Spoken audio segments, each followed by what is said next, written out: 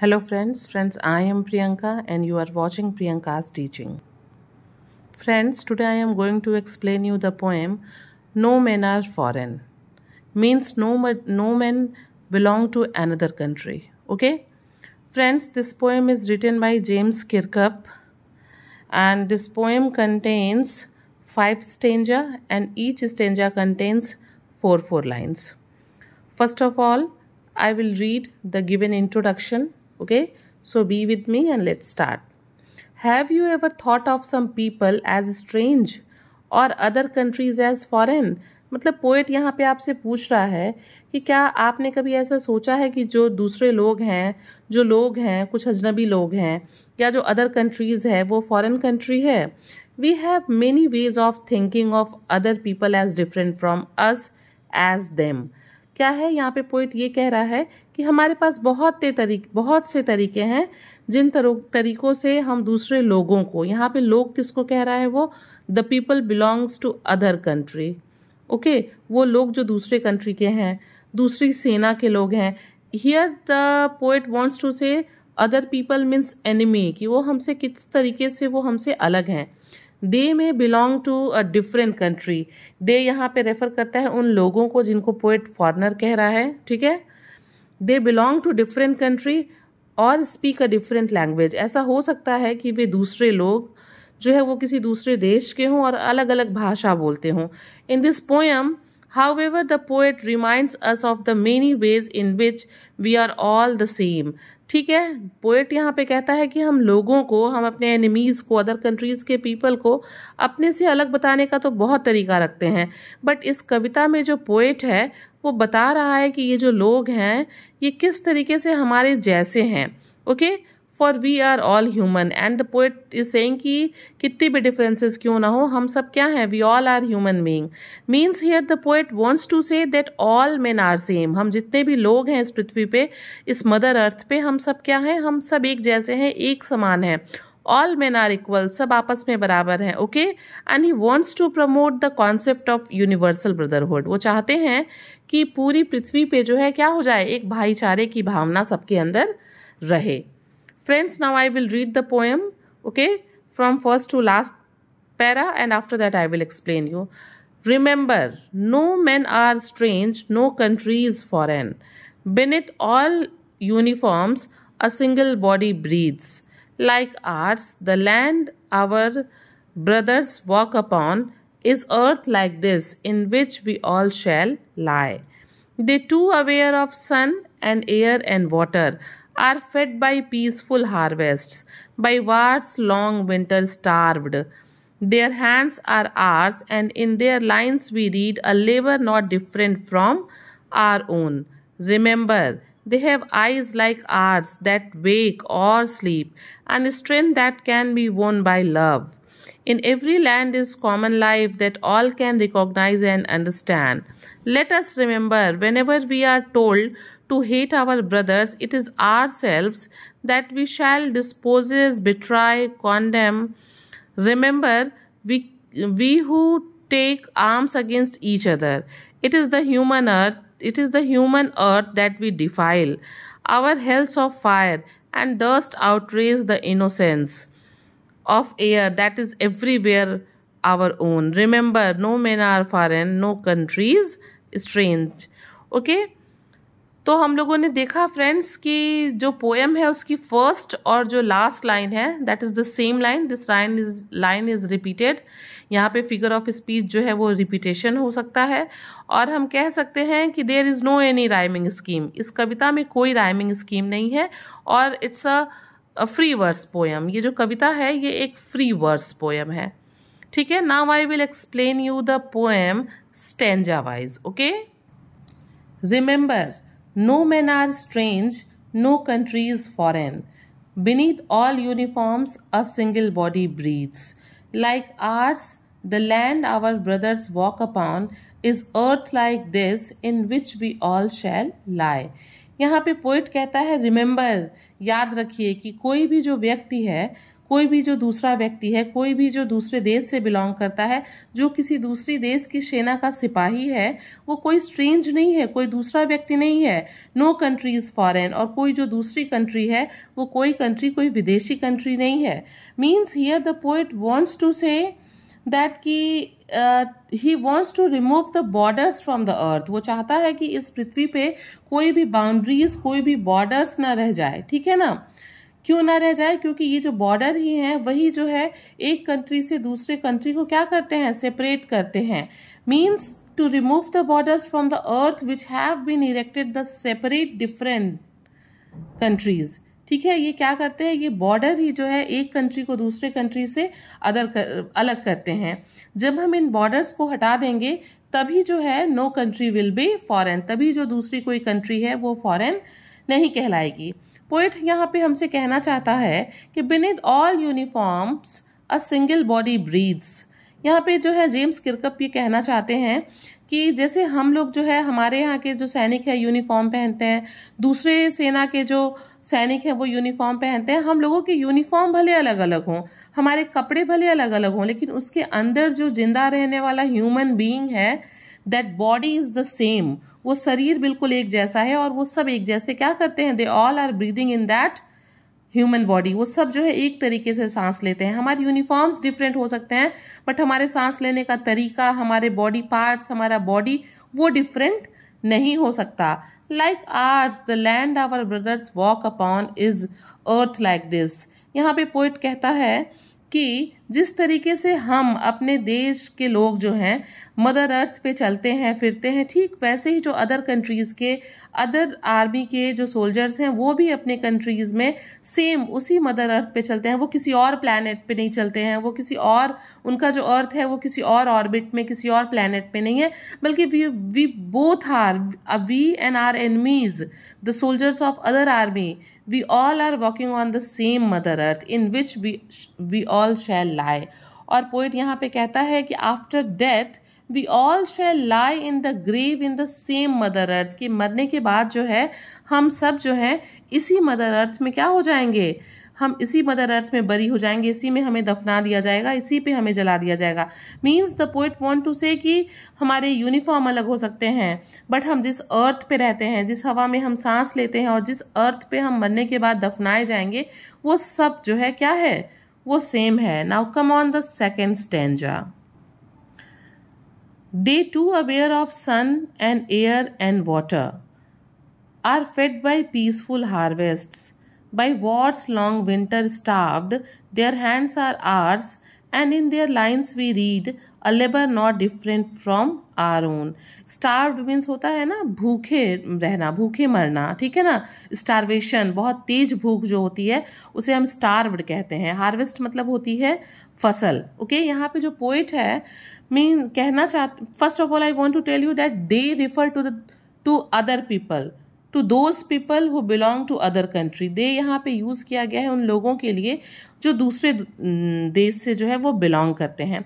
And the poet जो है वो ये कहना चाहता है that nature has given all the things to all people all just like he has given to us. Poet यहाँ पे कहना चाहता है कि जिस तरीके से प्रकृति ने चीजों को हमको दिया है, ठीक वैसे ही प्रकृति ने उन चीजों को इक्वली सबके बीच में डिस्ट्रीब्यूट किया हो, चाहे वो हमारे देश के लोग हों, दूसरे देश के लोग हों, या इस अर्थ पे रहने वाले कोई भी जो है लिविंग बीइंग क्यों ना हो। यहाँ पे पोइट कहता है, जेम्स किरकप कहते हैं कि हमें इस बात को समझना चाहिए कि सन से हम लाइट लेते हैं, जिस एयर में हम ब्रीथ करते हैं और जिस पानी को हम पीते हैं, the same air water and sunlight is used by them also. वो भी क्या करते हैं, वो भी उसी का यूज करते हैं। Are fed by peaceful harvest. Poet यहाँ पे कहता है कि अगर हर तरफ शांति का माहौल हो तो हम बहुत अच्छे से फसल को उगाएंगे, पीसफुली रहेंगे और उससे अपना पेट भरेंगे। Are fed by peaceful harvest, ठीक है। अगर क्या है, अगर there is no any war, अगर कोई वॉर नहीं है, कोई युद्ध नहीं है, कोई कॉन्फ्लिक्ट नहीं है, तो शांति से हम क्या करेंगे, फसल उगाएंगे और उससे अपना पेट भरेंगे। But if there is war, अगर युद्ध हो रहा है तो युद्ध में जाड़े के समय क्या होगा, जाड़े के समय या जाड़े में होने वाले युद्धों में जो सोल्जर्स होंगे, चाहे वो हमारे हों चाहे उनके हों या जो अदर्स लोग होंगे, वो क्या करेंगे, वो भूखों मरेंगे। क्यों? Because there is no peace, क्योंकि वहां पे पीस नहीं होगा। पोएट यहाँ पे कहता है देयर हैंड्स आर आर्स, ठीक है, and in their lines we read. Poet यहाँ पे कहता है कि जिस तरीके से हमारे पास दो हाथ हैं, ठीक वैसे ही दो हाथ जो है वो हमारे एनिमीज को कह सकते हैं, एनिमीज के भी पास हैं, अदर आर्मी के सोल्जर्स के भी पास हैं। And in their lines we read, और जिस तरीके से हमारे हाथ में लाइन है वैसे ही उनके हाथ में लाइन है। अगर हम उन लाइन्स को बहुत ध्यान से देखें तो what they say a labour not different from our own. वो लाइन्स कहती है कि जितना हार्डवर्क हम करते हैं ठीक उतना ही हार्डवर्क वो भी करते हैं। हमारा हार्डवर्क उनसे डिफरेंट नहीं है या उनका हार्डवर्क हमसे डिफरेंट नहीं है। Means the poet is giving all these examples to convey to the reader that there is no difference in us and the people belonging to another country. poet हमसे सिर्फ यही कहना चाहता है ये सारे एग्जाम्पल्स देके कि किसी भी तरीके से किसी भी वे से हम उनसे अलग नहीं हैं। अगर नेचर ने हम लोगों में डिफरेंस नहीं किया है then when who we are to differentiate, ठीक है। तो अगर नेचर ने डिफरेंस नहीं किया है, उसने इक्वल अमाउंट में सबको सब कुछ दिया है, तो फिर हम कौन होते हैं चीज़ों को अलग कहने वाले, कंट्रीज को फॉरेन कहने वाले, लोगों को स्ट्रेंज कहने वाले। Okay, now come on the third stanza.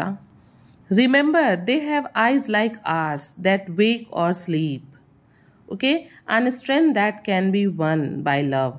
Here the poet ask the reader to remember something. यहाँ पे जो पोएट है वो हमसे कह रहा है कुछ चीज़ों को याद करने के लिए। और वो क्या कह रहा है? ही सेज दैट, वो कहता है कि जिन दूसरे देश के लोगों को हम दुश्मन समझते हैं, जिनको हम समझते हैं कि वो हमारे जैसे नहीं हैं, वो स्ट्रेंज हैं, they all have been bestowed by God with similar appearance like us. उन लोगों को भी गॉड ने वैसा ही अपीयरेंस दिया है, वैसा ही बनावट दी है जैसे कि उसने हमें दी है। उन्हें भी ईश्वर ने दो आंखें दी हैं, हमें भी दी हैं। जैसे हमारी आंखें जागते वक्त जो है ब्लिंक करती हैं, खुलती हैं, और सोते वक्त बंद हो जाती हैं, same like that their eyes do. उनकी आंखें भी हैं, क्या करती हैं, जगते वक्त खुलती हैं और सोते वक्त वो आंखें बंद हो जाती हैं। And strength that can B वोन बाय लव, और जो ताकत हमारे अंदर है वही उनके अंदर भी है। और उस ताकत को किससे जीता जा सकता है? सिर्फ और सिर्फ प्यार से जीता जा सकता है। Here now poet says in every land is common life. Common life का मतलब all the things which is living, ठीक है। लाइफ का मतलब यहाँ से वो सभी चीजें जो लिविंग थिंग्स हैं, ठीक है।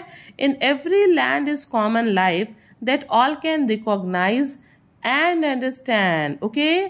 Here the poet wants to say that if we can recognize them and understand their feelings and realize that they are like us, then there will be no fights or war between us. यहाँ पे poet कहता है कि अगर हम उनकी feelings को realise करते हैं, रिकॉग्नाइज करते हैं, अंडरस्टैंड करते हैं, मीन्स अगर हम उनकी फीलिंग्स को, उनकी चीज़ों को, उनकी बातों को अगर हम रिकॉग्नाइज करते हैं, समझते हैं, पहचानते हैं, तो डेफिनेटली कभी हमारे बीच में ना ही फाइट होगा और ना ही कभी वॉर हो सकता है। तो यहाँ पे जो पोएट है बेसिकली वो ये कहना चाहता है कि जब गॉड ने हमको सिमिलर अपीयरेंस से बेस्टो किया है तो फिर हम कौन होते हैं दूसरे लोगों को खुद से अलग बताने वाले। Now come on the next stanza. Let us remember whenever we are told to hate our brothers, it is ourselves that we shall dispose, betray, condemn, and remember we who take arms against each other. Poet यहाँ पे कहता, first of all I want to tell you the meaning of a few words. Disposes means होता है deprive, वंचित करना। बिट्राई means होता है cheat करना, डिसीव करना। एंड कॉन्डेम मीन्स होता है निंदा करना, रिब्यूक, ठीक है, किसी की शिकायत करना। पोएट यहाँ पे कहना चाहता है कि याद रखिए, अगर whenever we are told to hate our brothers, जब भी हमसे कहा जाता है कि हम अपने ब्रदर से मीन्स अदर कंट्रीज के लोगों से, दूसरी सेना के सिपाहियों से, अपने दुश्मनों से क्या करें, हेट करें, नफरत करें, तो क्या है, it is our self that we shall dispossess, betray and condemn. तो हम क्या करेंगे, हम खुद जो है, अगर हम ऐसा करते हैं तो हम खुद जो है क्या करते हैं, हम खुद को चीज़ों से वंचित करते हैं, डिप्राइव करते हैं, हम खुद के साथ चीट करते हैं और हम खुद को रिब्यूक करते हैं। क्यों करते हैं कि अगर हम दूसरे से हेट करेंगे they will also do the same, remember we who take arms against each other, वो हम ही हैं जो अगर एक दूसरे के लिए आर्म्स उठाते हैं तो इसमें सिर्फ एक का नहीं बल्कि सबका नुकसान होगा, और इससे जो है क्या करेंगे, हम खुद को ही धोखा देंगे। क्योंकि जब कभी कोई वॉर होता है तो उसमें ऐसा नहीं है कि सिर्फ एक ही सेना के लोग मारे जाते हैं या एक ही पार्टी के लोग घायल होते हैं, दोनों ही पार्टी के लोगों का लॉस होता है। और इसीलिए यहाँ पे पोइट कहता है कि if we are teaching someone और someone is teaching to us to hate our brothers, दूसरे से हम हेट करें तो हम कुछ नहीं करते, सिर्फ हम अपने आप को क्या करते हैं, सिर्फ हम अपने आप को डिप्राइव करते हैं, चीट करते हैं, रिब्यूक करते हैं। Now come on the last stanza of the poem. It is human earth that we defile, our hells of fire and dust outrage the innocence of air that is everywhere our own. Remember, no men are foreign and no country is strange. मतलब poet यहाँ पे कहना चाहता है कि अगर हम एक दूसरे के खिलाफ आर्म्स, यानी कि आर्म्स का मतलब होता है हथियार होता है, वेपन्स होता है, कि अगर हम एक दूसरे के खिलाफ वेपन उठाते हैं, एक दूसरे के साथ युद्ध करते हैं और लोगों को मारते हैं, तो इससे हम क्या करते हैं, we are not doing anything. ठीक है, हम केवल अपने अर्थ को क्या करते हैं, डिफाइल यानी कि पॉल्यूट करते हैं। डिफाइल मीन्स पॉल्यूट, हम क्या करते हैं, हम अपने अर्थ को पॉल्यूट करते हैं। इससे इतना ब्लड शेड होता है, इतना खून गिरता है, लोगों को मारा जाता है, उनको अर्थ में बरी किया जाता है। इससे क्या होता है, इससे हमारा सॉइल जो है वो पॉल्यूट होता है, इससे हमारा इन्वायरमेंट पॉल्यूट होता है, इससे हमारी हवा पॉल्यूट होती है। Our hells of fire and dust outrage the innocence of air. क्या होता है, जो वेपन से गोले निकलते हैं, जो वेपन से जो हथियार से जो गोले निकलते हैं, जो बॉम्ब निकलते हैं, उससे जो आग जो फैलती है, जो टेम्परेचर बढ़ता है, उससे जो धूल उड़ता है, वो सब क्या करता है, वो सब हमारे एनवायरनमेंट में मौजूद जो प्योर एयर है उसको क्या करता है, पॉल्यूट करता है। उस इनोसेंट एयर को क्या करता है, डिफाइल करता है।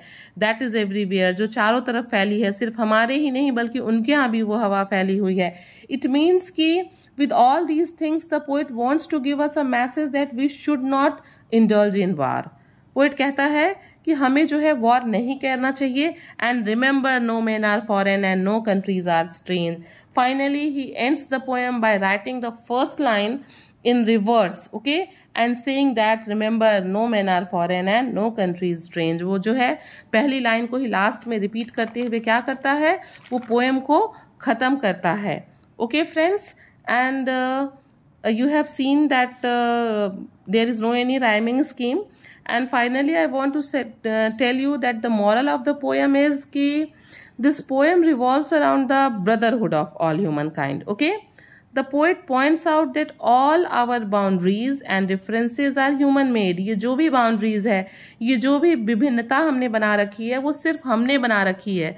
ना गॉड ने कोई डिफरेंसेस रखा है, ना नेचर ने कोई डिफरेंसेस रखा है। उसने जो दिया है हमें इक्वल अमाउंट में दिया है और इक्वली सबको डिस्ट्रीब्यूट किया है। ओके, इट मीन्स कि throughout the poem James Kirkup tries to show the similarities between all human being. उसने कहा है कि आप देखिए किस किस तरीके से हम एक दूसरे के जैसे हैं।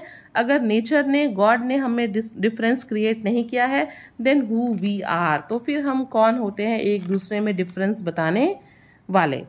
Friends, now I have explained the poem. Okay, if you like the poem, please do share to others, and very thank you for watching.